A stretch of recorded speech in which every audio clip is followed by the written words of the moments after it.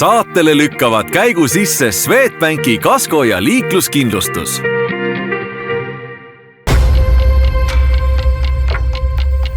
Mobile autokeskus. Järelturu boss.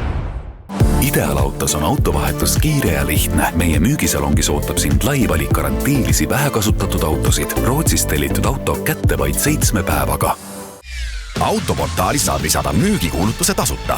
Autoportaal.ee. Osta, müü, rendi.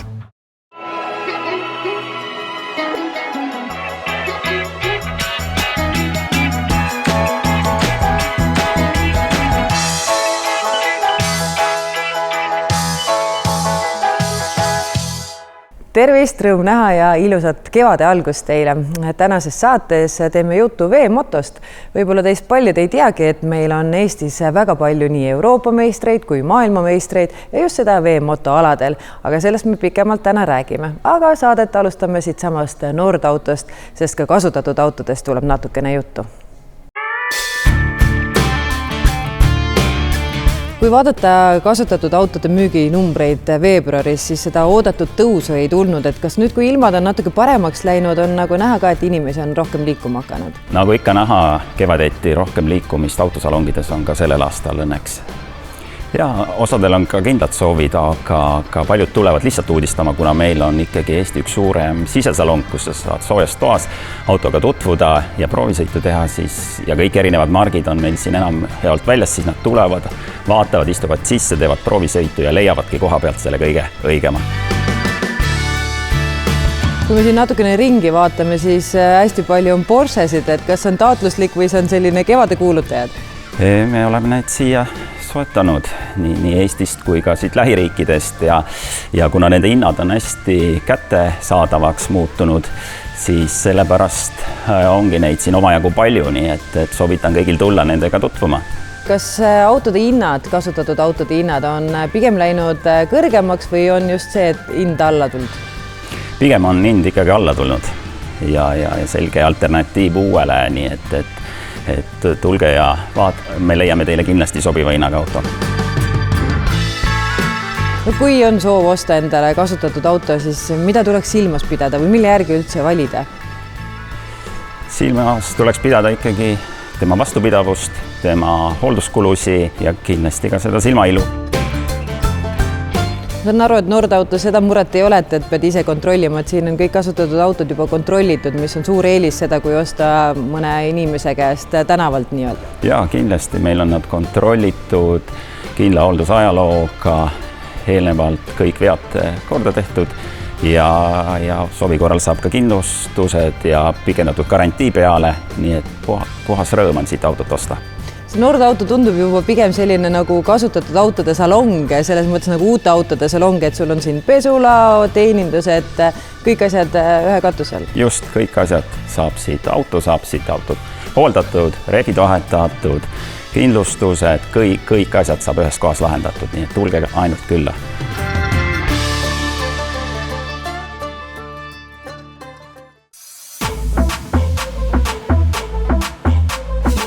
Eestlased ei ole kõvad tegijad ainult rallimaailmas, vaid ka veemotos. Meil on nii Euroopa meistreid kui ka isegi maailma meistreid, kuid vaatamata sellele räägitakse sellest alast üllatavalt vähe. Miks see nii on? Kohe sellest aga lähemalt rääkima hakkame. Ja, tundub, et meile vist meeldib omaette nokitseda, aga teha asju hästi. Et tegelikult on ju meil staare küll, et on Stefan Arand, kes on esimene F1 piloot meil ja nüüd ka etapivõitja. Samuti ma ise olen võistelnud juba 8 aasta profina GP1 klassides.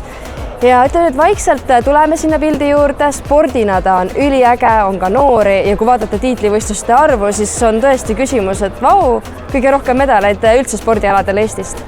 Et tundub, et müüb ainult see, et kui sa teed tõesti midagi kas täiesti totaalselt, näiteks kui sina liitusid LeBron Jamesiga, piisab kõvast NBA nimest, et siis on nagu meedia kohe kirjutamas, et ei piisa sellest, et sa oled maailmameister näiteks. Jaa, ega see tiitel omaette on üks asi, aga see ala populaarsust kasvatada see on omaette asi, kuigi nüüd see aasta jällegi proovime midagi uut, et kutsume kõiki noori proovima masinaid, et on suvel meil planeeritud siuke avatud uste päev, et tuleb hoida silmad lahti siis meie kanalitel, et saaks inimesed maigu suhu, mis asi see jetisport mis see paadiga sõita on, et kui ära ühe korra proovid, siis ütleme nii, et võtab näpu ja võtab käe ka, et oled kohe fänn. No olgem ausad, ega kõrvalt paistab see päris ekstreemne, et noorena niimoodi tulla kohe võib-olla ei ole kõige julgem samm. Tead, meil on üllatavalt arv isegi noori ja võimalusi, et noorteklassid alustavad seal juba kas 10-aastaselt isegi saab võistelda ja trennis on meil veel nooremaid. Ehk siis väiksematel on väiksema võimsusega masinad, meil on vestid, kiivrid seljas, kõik on turvaline, meil on head treenerid, et pigem on põnev. Ja lapsed saavad just selgeks väga niisugused toredad alustalad, millega elus edasi minna, et mida tähendab spordi tegemine ja vastutus ja ka oskus näiteks ujuda. Ehk siis pigem on ta hea elukool kõigile. No kust peaks noor alustama, kui ta soovib veemotoga tegelema hakata? Kõige lihtsam vast ongi meil siis, kui tulla niisugustele avatutuste päevadele suvel või siis käia mõnel võistlusel vaatamas. Et tuleb vaadata meil Eesti Veemotoliidu kanaleid, et seal on kalendrid ja asjad olemas, et kui oma silmaga on nähtud, siis seda parem on. Või siis võib ka täiesti jälgida mõnda meie sportlast, kus siis on samuti näha, millega tegu on. No tavaliselt on ju see, et tore on ju vaadata küll neid, aga kõik teavad, et see toredus maksab. Et kui palju tegelikult veemotospordiga tegelemine üldse maksma läheb? Eks me püüame seda võimalikult kättesaadavaks teha, et sellised esimesed proovid ja asjad oleks, et inimesed saaksid aru, kas see üldse sobib lastele ja kas see sobib nende juurde. Aga see sport nõuab pere ühist huvi, midagi koos teha. See on ideaalne võimalus, et tulebki lapsevanem ja laps koos, midagi saavad koos ehitada ja käia võistlustel, et enamus on meil niisugused peremeeskonnad, mis liidab neid kindlasti, aga see vajab jah ühist pingutust ja see summatesse oleneb, mis võistlusklassi sõita ja nii edasi. On ka klubisid, kes annavad masinad ja saabki käia nii-öelda lihtsalt trennis ja aidata siis kas mingi hoolduse või asjaga, et on lahendusi erinevaid. Et veemoto ei ole ainult kiirus ega adrenaliin, vaid see on pigem selline elustiili küsimus. Kindlasti, nagu ka purjetajad, kes armastavad vett ja kiirust, et ma arvan, et suur pluss meil selle ala tegelemise juures on see kogukond, kes meil tõesti on, need inimesed, kellega koos me saame reisida üle maailma, käia võistlustel, et see on väga kokkuhoidev ja igale uuele inimesele antakse nagu suur tugi ja tuuakse teda siia sporti ja hoitakse. Et see kindlasti motiveerib edasi tegutsema ja annab niisugust lisaenergiat, et meil on niisugune äge punt inimesi, kellega koos saab tipptasemel võidu sõita ja teha sporti. Ja siin on meil ka siis see veemotosimulaator, kus saavad lapsed proovida siis ennem veele minekut, kuidas see paadisõit on, katsetada siis rooli ja ka gaasi ning lisaks ka testipäeval on siis see kalda peal olemas, et kes saab vee peal proovida, saab ka kalda peal natuke harjutada. Nii et kogu vajaliku info leiab Veemoto kodulehelt? Kodulehelt võib ka meile Instagrami kirjutada, võib mulle otse kirjutada, ehk siis meil niisugune kodukootud süsteem on, kõik on teretulnud.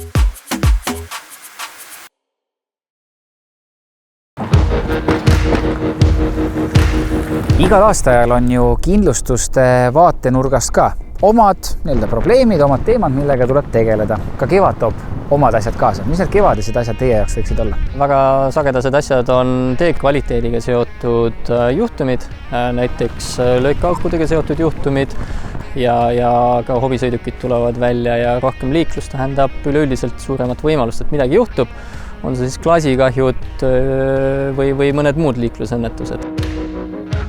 Löökaugust tulenevad kahjud, nagu ka väga paljud teised kahjud tegelikult on kindlustuse teema, just kaskokindlustuse vaatest, et ükskõik milline kahju ootamatu ettenägematu sõidukile juhtub, tegelikult kaskokindlustuse kliendid saavad meie poole pöörduda ja löökaugud ei ole üldse kuidagi eriskummaline nähtus seal juures, et küll aga löökaukude puhul võib-olla on erisus selles osas, et kas seda kahju, juhul kui näiteks kaskokindlustust sõiduki omanikul ei ole, kas seda kahju saaks kuskilt mujalt sisse nõuda?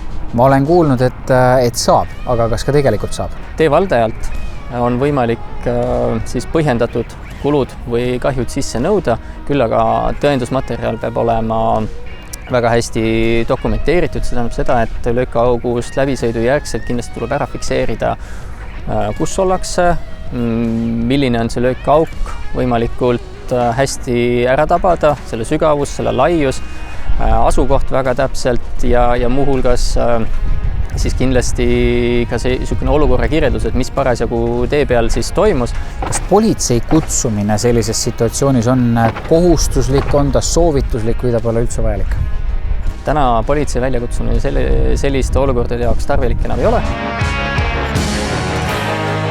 Ma ei ole küll selles situatsioonis olnud, aga kujutan ette, et kui löökaugust läbi sõita, siis rehv ei pruugi ju ka kohe minna katki ja mingit väljakõverust võib ka tunda alles suuremal kiirusel, võib-olla maantee peal, eks. Kas hiljem selle teemaga tegeleda, ütleme tund või paar päeva hiljem on liiga hilja? Selleks, et oleks alust piisavalt, et tagantjärele mingisugune nõue esitada siis tee omanikule. Selle jaoks tasub kindlasti sõiduk peatuda ja olukord ära fikseerida. Kui suureks need kahjud üldjuhul kipuvad jääma, kui löökaugust on läbi õnnetult sõidetud? Varieerub, aga keskmise paneks kuskile sinna 1000 kuni mõne 1000 euro vahemikku. Et väga palju oleneb, mis täpselt juhtub, et rehvi väljakahju võib-olla oleneb rehvist ja väljast, aga võib-olla natukene väiksem. Veermikukahjud võivad olla juba suuremad ja on olnud ka näiteid, kus olemasolev täke esiklaasil löökaugust läbisõidu järgselt otsustab kõvasti rohkem edasi minna esiklaasil, et ka sellised juhtumid on ja seal juba väga margimudeli põhine, et milline see varusa ja kahju seal taga on. Olgu siis tegu löökauguga, olgu tegu kevade, suve, talve või mis iganes muu aastaajaga, siis tegelikult kaskokindlustuse vajadus võib esineda igal ajahetkel. Ootamatusteks tuleb valmis olla ja ma usun, et paljudel juhtudel on lihtsam see risk ära hajutada kindlustusmakse näol ja omada siis seda võimalust, et sõiduk tehakse korda, kui midagi juhtub. Nii et kui täna veel kaskokindlustuse klient ei ole, kindlasti kodulehekülje peale saab ise arvutada, vajadusel saab nõustajatega ka suhelda, et endale kõige sobim pakkumine leida.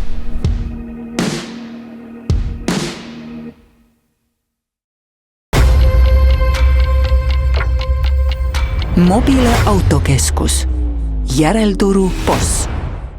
Ideaalautos on autovahetus kiire ja lihtne. Meie müügisalongis ootab sind lai valik garantiilisi vähekasutatud autosid. Rootsist tellitud auto kätte vaid 7 päevaga.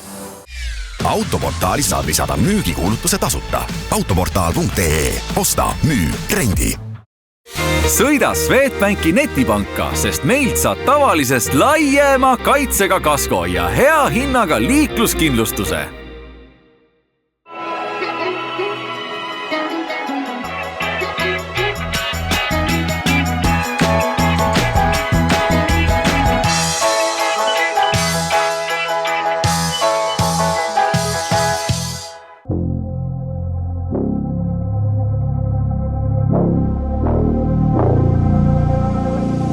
Citroenil on välja tulnud uue põlvkonna C5 Aircross hübriid. Nagu näete, väga julge disainiga linnamaastur, mis on palju ruumikam, täis tänapäevast tehnoloogiat ja loomulikult ei ole mitte kuskile kadunud ka Citroenile omane mugavus. Meie tänane proovisõiduauto on C5 Aircross pistikhübriid ja mina vana dinosaurusena olen tõeline pistikhübriidide fänn, sest mulle meeldib see, kui aku saab tühjaks, ma ei pea muretsema, kas ma pean otsima endale kuskil koha, kus ma saaksin seda laadida. Ja C5 puhul on veel positiivne see, et VLTP järgi lubab sõiduulatust 85-87 kilomeetrit. Ehk siis põhimõtteliselt oma igapäevased sõidud tööle, koju, poodi ja lasteaeda ja veel tagasi saad sa teha elektri peal ja sa ei pea muretsema, et kui aku tühjaks saab, siis loomulikult 1,6 liitrine bensiinimootor veab su kenasti koju. Ja vaadates praegu, mis meie bensiinijaamades postihindadel toimub, siis ma arvan, et elektriga sõita on praegu ikka väga mõnus. Disainerite kätt on siin ikka tunda iga nurga pealt. On näha, et siin on öeldud, tehke, mis te teha tahate ja seda julgust ja sellist teistsugust lähenemist on siin hästi palju. Minu mäletamist mööda varem ei ole Citroenidel nii suurt ekraani olnud, kui nüüd C5-l on ja seda elutoa vaibi on tehtud nii, et seda oleks tunda ka tagaistujatel. Ehk siis sa istudki nagu mõnusalt diivani peal, tagaistuvad inimesed saavad selle sama mõnusa tunde kätte, sest uus C5 Aircross on eelmisest mudelist palju pikem, palju laiem, ehk siin on ruumi hästi palju.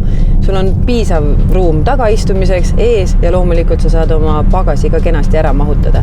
Et on selline mõnus, kompaktne, samas selline ruumikas linnamaastur.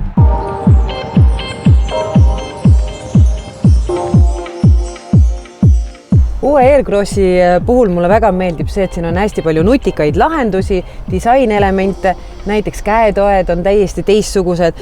Teine äge lahendus on see, et kindal aegas on nõgus, et sul ei ole seda muret, et su põlved kogu aeg vastu seda kindal aegast lähevad. Ta on disainitud nii, et sul on piisavalt ja mõnusalt ruumi põlvede jaoks. Mulle meeldib, et siin suure ekraani all on alles ka veel need vanad head päris nupud, ehk siis mingid asjad, mida sa kiirelt soovid üles leida, saad kenasti siin vajutades teha.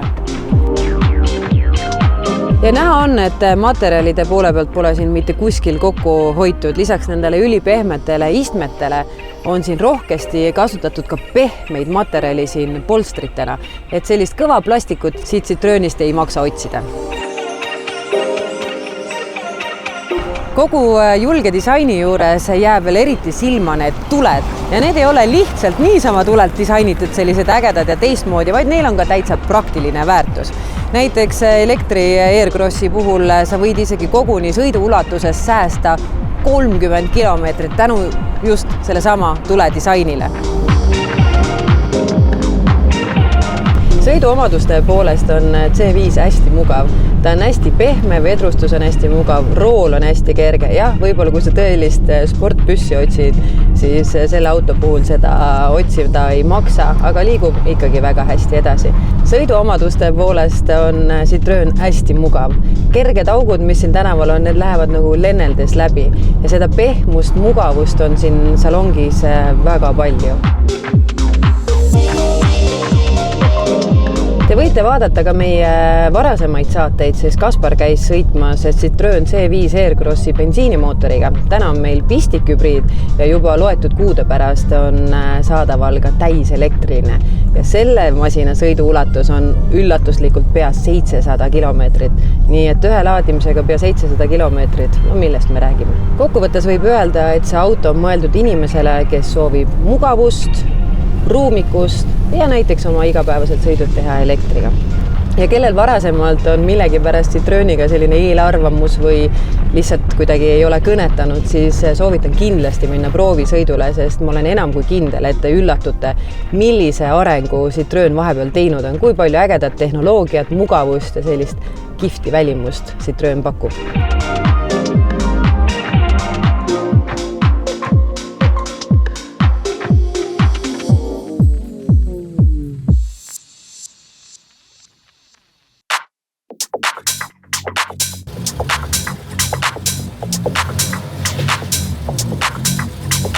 Kuidas siis ikkagi osta autot ilma registreerimistasuta?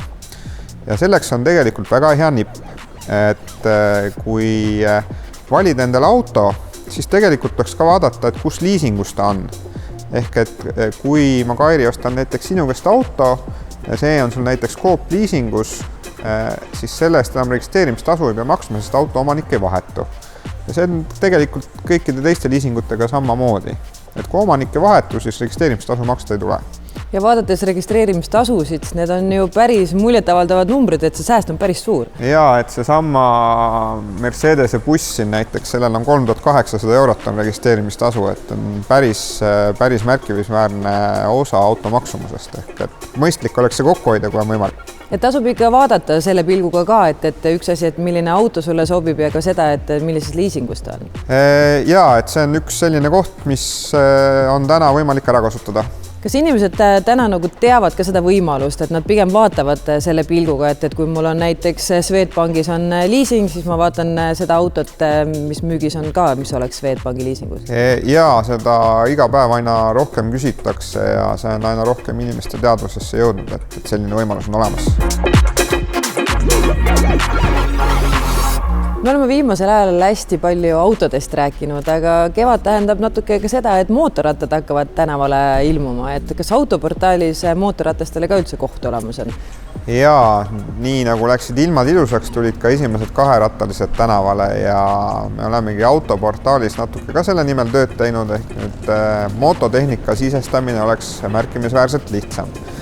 ja täna ongi niimoodi, et kui näiteks sisestada kuulutus, tuleb panna hind, mis sa selle tehnikas tahad küsida, paned rek-numbri sisse, kui ratas on registris, siis me täidame automaatselt kõik andmed ära, lisad fotod ja ongi kuulutus üleval. Et tegelikult mitte ainult mootorrattad, vaid ma saan aru, et ATV-d ja need lähevad ka sinna?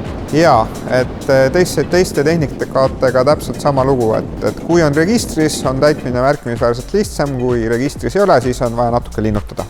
Kas on näha ka, et veebruar on läbi, märts on kevadekuu, et inimesed kuidagi elavnevad, otsivad rohkem nii näiteks selliseid hobisõidukeid, võib-olla mootorrattad või kabriolette üldse? Jaa, me näeme seda, et mototehnika kuulutuste arv on vaikselt suurenemas ja me näeme ka seda, et otsitakse rohkem. Ehk et nii kui päike välja tuleb, nii tegelikult mototehnika vastu huvi on päris suur. Hästi suur huvi oli ka taaskord selles osas, et kuidas siis ikka saab autoportaalis soodsamalt. Me küll rääkisime selle eelmine kord lahti, aga võib-olla tasuks uuesti jälle mainida, et kuidas see toimib siis niimoodi? Alustangi kuumaksust kõigepealt, et siis koostöös Coop liisinguga meil on niisugune hea liisingupakett, kus näiteks 200 eurost saab autoportaalist 18 000 eurot maksva auto. Kui pole mõnest teisest portaalist, saab ainult 10 000 euros auto. Ehk see teebki meid eriliseks, et meil saab kuumaksu järgi otsida ja see kuumaks on päris reaalne. Et see on üks teema, mida hästi palju küsiti, aga see päriselt nii töötab ja tulge proovige järgi.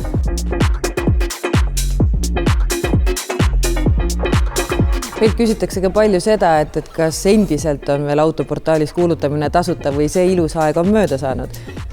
See ilus aeg on jätkuv ja luban, et jätkub veel, et autoportaalis on jätkuvalt kuulutamine tasuta ja iga päev aina rohkem ja rohkem inimesi kuulutab oma autosi, mototehnikat autoportaalis. Ja tänu sellele tegelikult meil on tekkinud üsna suur unikaalset kuulutuste arv, ehk meil on mitu tuhat sellist autot, mida kuskil mujal ei ole. Et kui olete autot otsimas või mototehnikat, siis tasub kindlasti tulla vaatama autoportaali.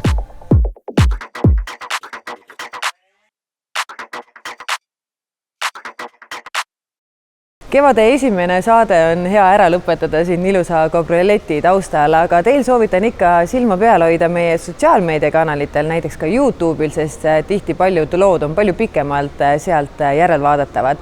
Näeme teiega juba järgmisel laupäeval ikka kell 11.30 Kanal 2.